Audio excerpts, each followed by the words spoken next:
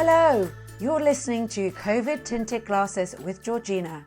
I'll be speaking to people from all around the world about their unique experiences of the pandemic, the good, the bad, the beautiful and the downright ugly, covering topics like friendship, family, travel, work, mental health and finding love. If you'd like to join me for a chat, then get in touch at georgina_podcast@outlook.com.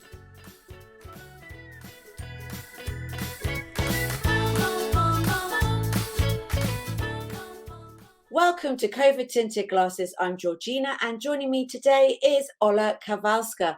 Now, she is a podcaster extraordinaire. It's called The Unpolished Mum, and she also has another business which is called the English Owls Academy. Welcome, Ola.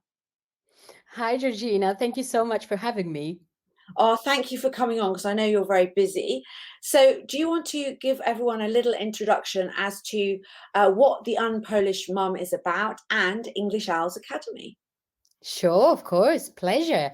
So the Unpolished Mum is a concept that kind of has been cooking in my head for many years. I've always wanted to run a blog or something of that sort. And I once heard when I was in high school that I really have a nice voice to listen to. And I really believed it, actually. So I thought, yeah, let's combine the two and have a podcast. So I run my own podcast. It's only been on for a couple of months now.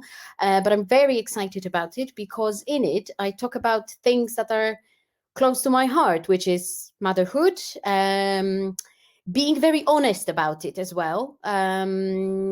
Daily life struggles as a mom, as a business owner, and as a foreign person in the UK. And I also talk about languages. For now, mainly on my Instagram page, but I'm planning to make some episodes about languages because I am a language teacher by profession. And that's how I can naturally introduce the English Owls Academy, which is an actual business. It's an online language school for learners of English. I came up with the idea together with my friend last year during the first lockdown. It first started as an idea for a blog for teachers, actually. So we wanted to share ideas for online teaching and stuff like that, just a little bit of reassurance to teachers who were new to the online world. And then we thought, let's just do something for students as well, because we well know how to do it. So why not? So we opened an actual online school, started being quite active on social media. And yeah, that's how it all started. So we teach different people, mainly those foreigners living in the UK who want to improve their English. And, you know, thanks to the fact that it's online, we have people from all over the place, and actually not only limited to the UK, people from other places also sign up to our classes. And that's who I am. That's what I do. I am very busy. That's true. Yeah, she is. And so both these things happened. Do you think they happened because of lockdown, or was it accelerated because of lockdown? Yeah, I've like it's obvious to me that lockdown has been like this incubator for ideas that were just born thanks to it. So as I said, the idea for a blog or something of that sort has been always at the back of my mind. But there were lots of things that actually happened to me because of lockdown. So it's a little bit related to my personal life as well. So me and my family, we last year we were thinking about sort of getting into a property property ladder, and lockdown just accelerated that because we thought, yeah, maybe the prices are lower or whatever. So we started looking, we found a house. I decided to quit my 9-to-5 job in London, which was a bit controversial, and we moved to the seaside, actually. So we are now in a very small town in Sussex. And thanks to all those changes, I finally had the time to just sit down and think, what do I actually want to do? So obviously, I've always wanted to be busy professionally. I've always wanted to like, own something that, I can call mine. And, whether it is in a partnership with someone, but, I've never really felt very good as an employee, to be honest. It's just a personal thing, but that's how it all started. And because the business is still quite small, it's in sort of baby stage. I still do have quite a lot of time, so I thought, yeah, let's start a podcast. Yeah, I think it's a generally a massive positive outcome of the negativity of last year and the whole pandemic situation. Absolutely. Yeah, so can you tell everyone where whereabouts Sussex is compared to the rest of England, for example? We had a little geography lesson in Canada previous. Absolutely. I'll leave it to you because I got completely confused between East and West when I was talking on that episode. No problem at all. So I used to live in London, in northwest London, and we moved about an hour and a half south from London. We're actually not very far from Brighton, which some people may know. So we're about a 15-minute drive from Brighton to the east. So we're in between Eastbourne and Brighton, and the whole area is called East Sussex. And it's absolutely gorgeous. I actually do have a sea view from my window at the moment. So really, oh wow, I'm so jealous. I'm very jealous. And so did you, you were in London at the beginning of lockdown. So what's the difference between being in London in lockdown and being by the seaside in lockdown? What would be the main differences? There's a world of a difference. Like being locked down in quite a tiny flat in London felt like I was trapped. With a child as well.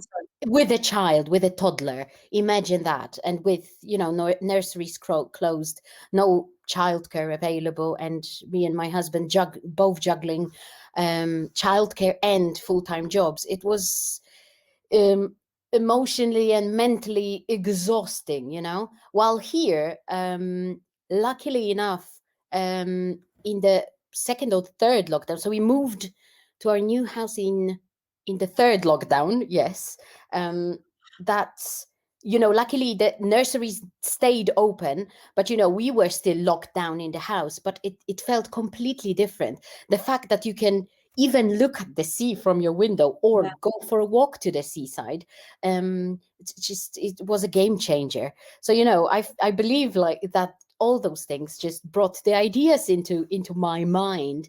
And I've been very lucky and privileged that I was able to do all those things. But I do sometimes wonder if lockdown hadn't happened, would I have been in the same place now? Probably not. I know, it's strange that, isn't it? I would just like to say I haven't seen the sea since last September. So I could, You have to come. Yeah, I'm going to the sea tomorrow, so that's good. But yeah, so I can imagine, and being by the sea, you've got open spaces because, well, as you know, because you were in London, it felt you really did feel locked down. And I literally turned out of my house and went left to the park every day, and that was it. I didn't go anywhere else. And I cannot imagine how hard it must be having children in a small space. I remember meeting up with some friends with their child in a buggy, and they just literally looked distraught, because it's incredibly hard not to be able to move around freely, and then having to look after a little kid as well. So the pandemic has had a positive effect in a way. It's almost accelerated something that may not have happened for quite a long time for you. That's what I believe. Yeah, absolutely. I just think, and I believe that it's happened to a lot of people because I do have quite a lot of examples of those things happening. But I just, like, for me, it turned out so well and so positively that I sometimes feel guilty, that so many people have suffered, so many people lost their jobs, so many people really had it very bad.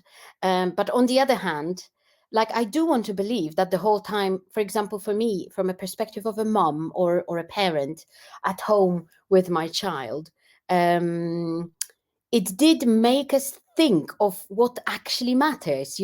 It did. We were forced, but we were spending much more time together. Also, London is not only like a place where it's so busy and everybody's constantly in a rush, but also it's just like a state of mind, I sometimes think.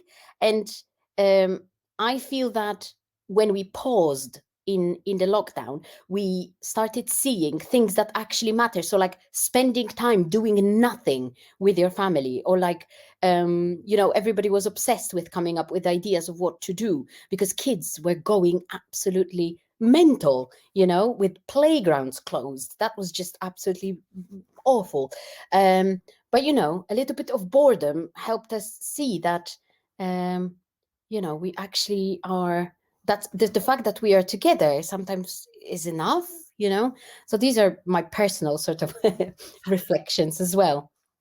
No, and I wanted to ask you as well. So obviously the podcast is called The Unpolished Mum because you are originally from Poland. So have you been back there? By the way, it's a very clever name, I think.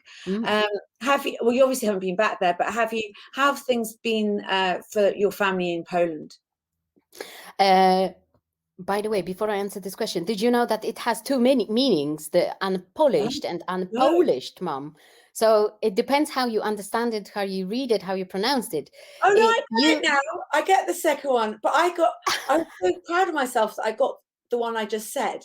But yeah, then, well done. Most people say unpolished. I call it unpolished, mum, because I was thinking. Well done. Yes, but because it is unpolished, because by coming to the UK, I'm originally from Poland. I lost some of my Polishness, right?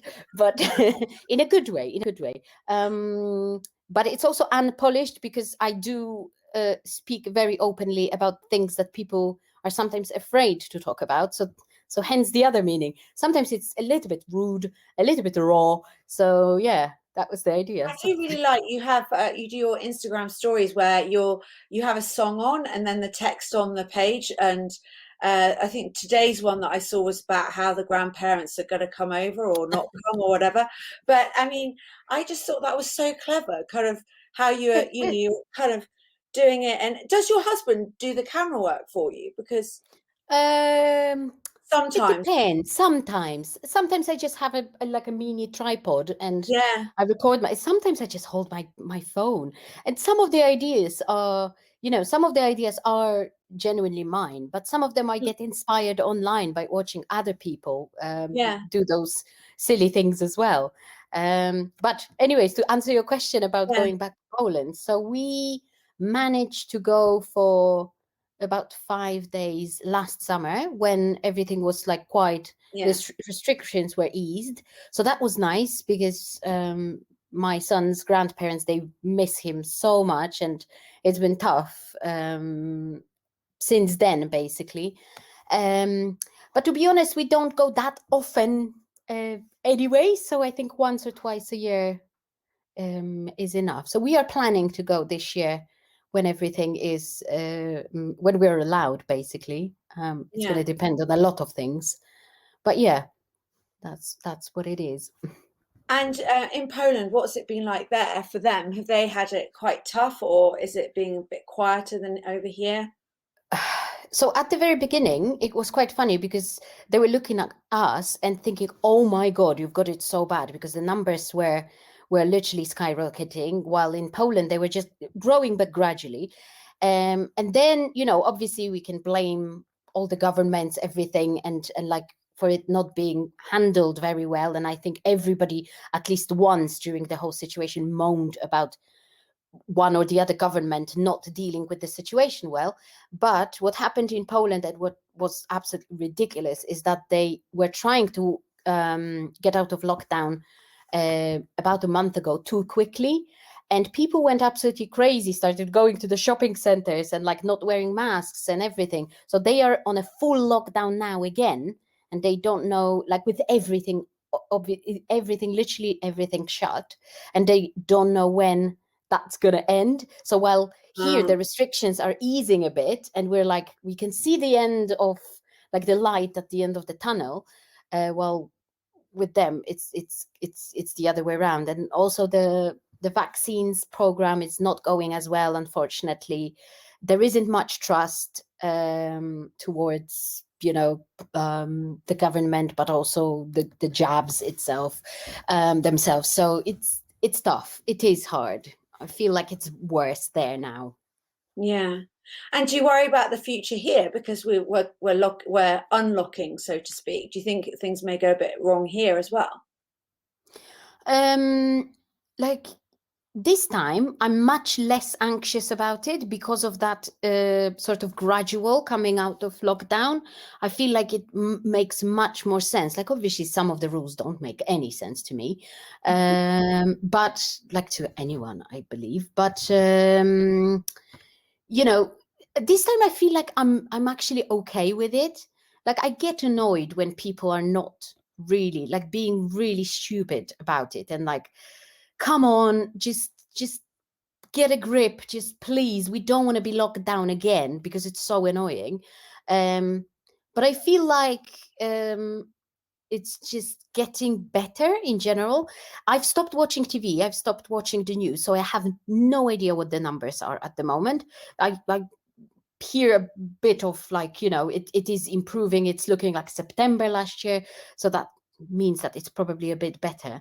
So that means so that makes me feel quite hopeful, I'd say. Yeah, it's interesting, isn't it? So I guess you're going to really see it at the beach because obviously when the weather's quite good at the moment, it's cold, the beaches are going to be full of people, aren't they? So Yeah.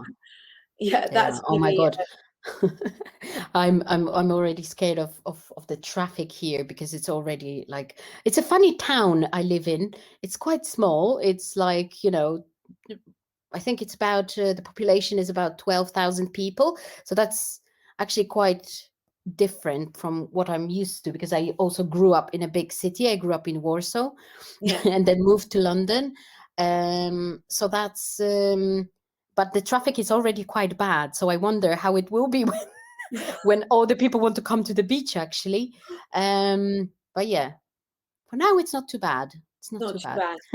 So the Unpolished Mum or Unpolished Mum, cleverly, both fantastic titles. It's going really well. And you've got English Hours Academy and you have a little boy, I believe. I do, yes. Yes. Indeed. So life is pretty busy for you at the moment. So do you think that you will be able to carry on with these businesses and slowly kind of building them up over the next kind of couple of years with the idea of being, an independent mompreneur? I honestly feel so great about it that I hope so much. I think I keep my fingers crossed for myself so much. I really honestly hope that it will be possible. My biggest fear, to be honest, is that I will just give it up for some stupid reason, because unfortunately I'm this kind of person who has many ideas and then they're a little bit like a flash in the pan. So I would like not to happen, basically, but it's going well. It's all progressing. So it gives me that motivation. I know I shouldn't be looking for like external sort of what's the word I'm looking for?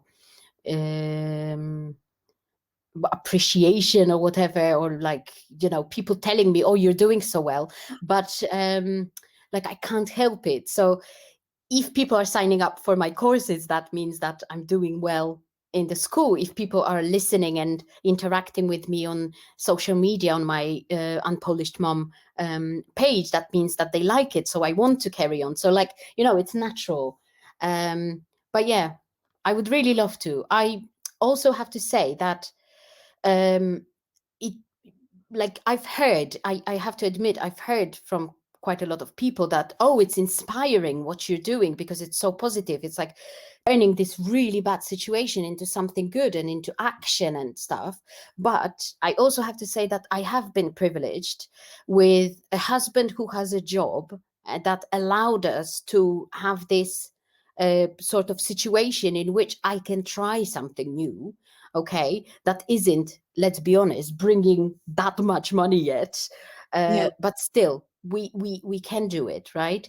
I think it was just a lot of factors that worked together well that allowed me to do all those little projects that I'm Projects. currently doing. Yeah, projects. So, what advice would you give yourself if you could go back to the beginning of the pandemic over 12 months ago now? Just do it. Just, oh my God, just whatever you the idea is, because what I used to think, like around winter, this there is kind of this autumn like moods of, oh, should I have even started it? Because when you start your business, it's like you can't really see any immediate results. You're usually at the beginning making a loss, and like it's difficult. So I used to regret that I started with a blog at the beginning and not a business, because if I'd started with a business from the very beginning of the first lockdown, I would have probably now been in an even better place. But then I thought, the whole blog situation made me realize, oh, I actually want to do something more. So it was like the process, the whole process of realizing that's what I want. And the fact that at some stage there was a fear of losing a job, or like the place where I used to work not even surviving, that pushed me to do certain things. So the advice that I would give to my past self is that like doing something out of fear isn't necessarily a bad thing if it turns out to be positive. And also just taking action. Always take action rather than regretting that you haven't taken it. Yeah. And what advice would you give other mums out there who have struggled during the pandemic? The advice I would give is that it's okay. It's absolutely fine to struggle, because the pandemic has had a different effect on different people. Okay, it's had a motivational effect on me and on some people that I know, but it's had a completely detrimental effect on other people who had to go to therapy because they were so bad in themselves, and that it's absolutely fine. Okay, and the fact that other people are doing all those crazy things because of lockdown, because they're bored or had this idea, doesn't mean that you have to do it. Okay, everybody copes with what's sort of thrown at them in a different way, and it's fine however you cope. Yeah, and that's actually something I really get from your podcast as well. And I'm not a mother, but I still think it's great. And I get a lot out of it because it's basically all about not being perfect, but that's fine. No. And you're getting through it. And that was such great advice. So when all the restrictions are completely lifted, what's the first thing that you think you will do? And what's the thing you've missed the most doing? My life has changed so much that recently I've been finding things that I've never done before, but I feel like I've missed them in my life. Like, for example, I've taken up Couch to 5K, the running thing, the running app. So I run 3 times a week. I'm a complete beginner. I still hate it, but it gives me this like motivation, satisfaction that I've actually am building up my stamina and stuff like that. So, yeah, but I feel like so with the podcast and the Instagram profile, I've been building a community as well, which feels so nice. And my husband suggested, what if you organize like a meetup of all those people? And that would be a dream come true, honestly. I'm not sure if I'll do it this year when everything is, open again, but this would definitely be I've something got an I would image of a love to do. small stadium filled with. It just came to me just then, a little mini stadium. Like with a little headset and me cheering people up.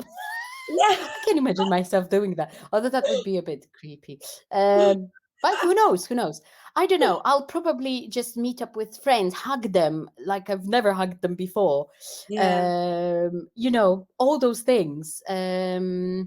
Yeah, I think that's what I'm going to do. I think for some people, it's got to the stage it's been going for so long that you've forgotten what you're actually missing until you do it again. Then, obviously, there's obvious things like hugs and being able to see family and friends, but there's things that we used to do every single day that we haven't done for so long that you'll only remember that because they were so minor, but you did enjoy doing them. That once you start doing it, then you'll be like, wow, I really miss this. Yeah, in lockdown, I realized that I didn't. I thought that I liked commuting because I could read, and as a mom especially, that was my downtime, me time, listen to an audiobook or a podcast or something. But now I've realized I didn't really like commuting. I don't miss it at all. Working for myself and coming up with my own schedule and being flexible about it. That's what gives me the strength, the power to carry on and do stuff. So, yeah. I think that's interesting as well, what you realize about yourself. Yeah, I think it's been a fantastic, not fantastic is definitely the wrong word, but it's been a very interesting period of time, which has allowed us to try out new things or to learn about ourselves. But obviously there's a lot of people that have really struggled, and that's completely understandable. I mean, yesterday it was my birthday, and I hugged my niece and I screamed because I was just like, this is so wonderful, so there's definitely it's been tough for everyone in that respect, but I love the Unpolished Mum podcast. I think it's fantastic. Aww. And good luck with the English Owls Academy or English Owls Academy. And thank you so much, Ola. I've really enjoyed catching up with you, and say hello to the sea from me. Take care. Bye. Thank you so much. Thanks, Georgina. Thanks for having me. Bye.